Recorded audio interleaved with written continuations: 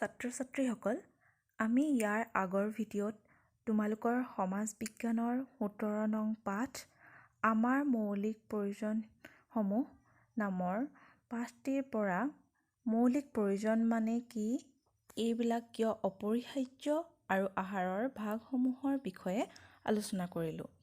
যিসকলে আগৰ ভিডিঅ'টো চোৱা নাই, মোৰ ইউটিউব চেনেলটোত গৈ আগৰ লিংকটো চাই ল'ব পাৰিবা। এতিয়া আমি মূল বিষয়লৈ আহোঁ। আজি আমি আলোচনা কৰিম মৌলিক প্ৰয়োজন হিচাপে সাজপাৰ আৰু বাসস্থানৰ প্ৰয়োজনীয়তা আৰু ঠাই বিশেষে এইবিলাকৰ ভিন্নতা সম্পৰ্কে। তোমালোকে কিতাপৰ ১৩৪ নং পৃষ্ঠাটো উলিয়াই লোৱাচোন আৰু কথাবিলাক মন দি শুনি যাবা। ছাত্ৰ-ছাত্ৰীসকল, আমি সাজপাৰ কিয় পিন্ধো বাৰু?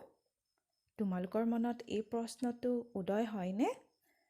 শীত, তাপ, ৰ'দ, ধূলি, মাকতি আদিৰ পৰা ৰক্ষা পাবলৈ আৰু বিশেষকৈ লজ্জা নিবাৰণৰ বাবে মানুহক সাজপাৰৰ প্ৰয়োজন হয়।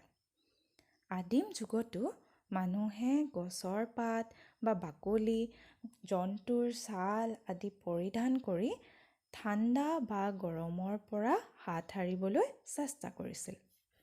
হয়তো আদিম অৱস্থাতো মানুহে লাজ নিবাৰণৰ প্ৰয়োজনীয়তা কিছু হ'লেও অনুভৱ কৰিছিল।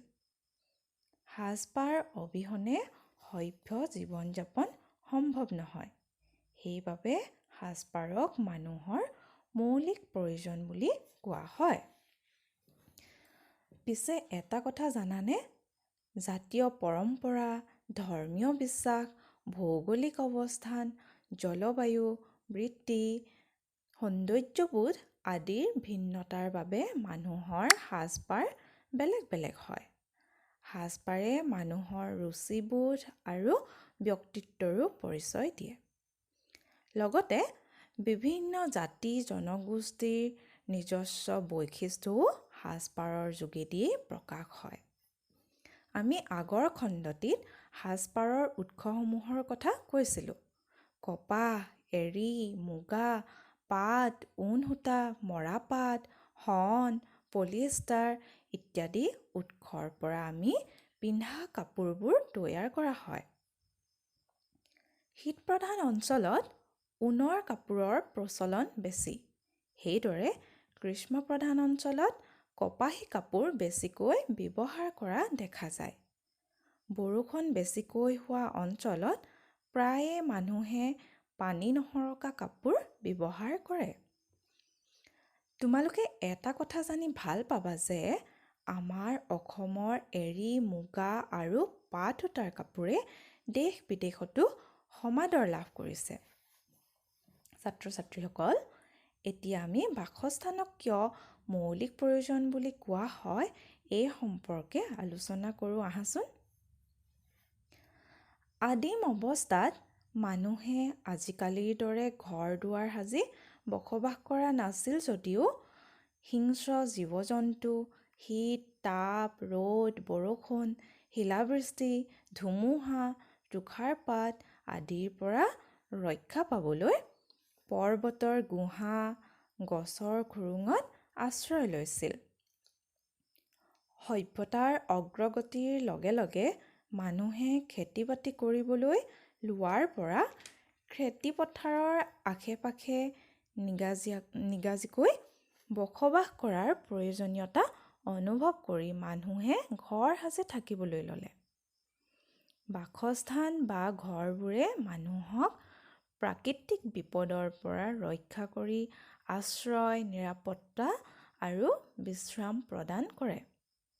সেইবাবে বাসস্থান বা ঘৰক মানুহৰ মৌলিক প্ৰয়োজন বুলি কোৱা হয়। বুজি পালানে? ছাত্ৰ-ছাত্ৰীসকল, মানুহে ভৌগোলিক আৰু সামাজিক পৰিৱেশৰ ওপৰত নিৰ্ভৰ কৰি বেলেগ বেলেগ প্ৰকাৰৰ ঘৰ সাজে। উদাহৰণ হিচাপে অসমত প্ৰচুৰ পৰিমাণৰ বাঁহ, খেৰ, কাঠ আদি পোৱা যায় বাবে অসমৰ মানুহে সাধাৰণতে এনেবোৰ সামগ্ৰীৰে ঘৰ সাজে। বিহাৰ, উত্তৰ প্ৰদেশ, মধ্য প্ৰদেশ আদি ৰাজ্যত জাঁৰ আৰু জহৰ প্ৰকোপ বেছি বাবে সেই ঠাইৰ মানুহে মাটিৰে ঘৰ সাজে। জলমগ্ন অঞ্চলত মানুহে নাৱতে ঘৰ সাজি লয়। এইবিলাকক নৌকা গৃহ বোলা হয়। বৰফৰ দেশৰ মানুহে বতাহৰ পৰা ৰক্ষা পাবলৈ বৰফেৰে ঘৰ সাজে। এইবিলাকক ইগলু বোলে। উত্তৰ পূব ভাৰতৰ পাৰ্বত্য এলেকাৰ লোকসকলে বনৰীয়া জীৱ-জন্তু, সৰীসৃপ আদিৰ পৰা ৰক্ষা পাবলৈ চাংঘৰ সাজে। ঠিক সেইদৰে আৰৱৰ মৰুভূমি অঞ্চলৰ বেডুইনসকলে বালি বতাহৰ পৰা ৰক্ষা পাবলৈ তম্বুৰে ঘৰ সাজি লয়। এইদৰে ভৌগোলিক অৱস্থান, জলবায়ু, সামাজিক পৰিৱেশ, স্থানীয়ভাৱে উপলব্ধ সামগ্ৰী তথা জাতীয় পৰম্পৰা আদিৰ ভিন্নতাৰ বাবে মানুহে ভিন ভিন খাদ্য গ্ৰহণ কৰে, ভিন ভিন সাজপাৰ পৰিধান কৰে আৰু বিভিন্ন ধৰণে বাসগৃহ নিৰ্মাণ কৰি লয়। সময় আৰু সভ্যতাৰ অগ্ৰগতিৰ লগে লগে মানুহৰ ৰুচিবোধৰো সলনি হৈছে আৰু মানুহৰ খাদ্যাভ্যাস, সাজপাৰ আৰু বাসগৃহ নিৰ্মাণ পদ্ধতিটো বহুতখিনি নতুনত্ব আহিছে। সুবিধা অনুযায়ী মানুহে এতিয়া বিভিন্ন খাদ্য গ্ৰহণ কৰাৰ অভ্যাস গঢ়ি তুলিছে। সাজ-পোছাকৰ ক্ষেত্ৰতো বিভিন্ন শৈলীযুক্ত পোছাক আজিৰ মানুহে পৰিধান কৰে আৰু ঠিক সেইদৰে গৃহ নিৰ্মাণৰ ক্ষেত্ৰতো আজিকালি উন্নতমানৰ সামগ্ৰী প্ৰয়োগ কৰি পূৰ্বতকৈও অধিক মজবুত, সুবিধাজনক আৰু দীৰ্ঘস্থায়ী ঘৰ নিৰ্মাণ কৰি বাস কৰিবলৈ লৈছে। ছাত্ৰ-ছাত্ৰীসকল, এই আলোচনাৰ পৰা তোমালোকে সাজপাৰ আৰু বাসস্থানৰ প্ৰয়োজনীয়তা আৰু পৰিৱেশভেদে এইবিলাকৰ বিভিন্নতাৰ কথা বুজি পালা। আশা কৰিছোঁ তোমালোকে আহাৰ, সাজপাৰ আৰু বাসস্থানক কিয় মৌলিক প্ৰয়োজন বুলি কোৱা হয় আৰু এই বিষয়ে জানিব পাৰিলা। এতিয়া আজি খণ্ডটিৰ পৰা কেইটামান প্ৰশ্ন যুগুত কৰি দিছোঁ। তোমালোকে এই প্ৰশ্নকেইটা কৰিবলৈ চেষ্টা কৰাচোন। ধন্যবাদ।